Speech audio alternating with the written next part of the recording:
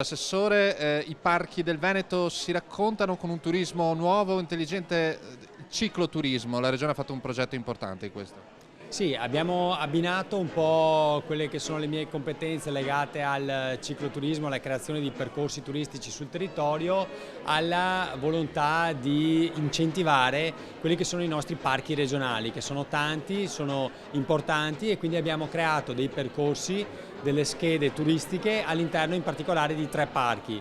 Il Parco delle Dolomiti con la lunga via delle Dolomiti, il Parco dei Colli Euganei facendo l'anello attorno a questo parco e quindi passando per l'abbazia di Praglia piuttosto che Este e Monselice, e poi un altro anello importante all'interno del Parco del Delta del Po. Il tutto per valorizzare sia i parchi stessi e quindi ciò che possono offrire, e anche per permettere il cosiddetto turismo slow, cioè lento, a contatto con il territorio, ecologico anche, e che permette anche di incentivare quelle che sono le nostre realtà locali, in primis anche l'enogastronomia del nostro territorio.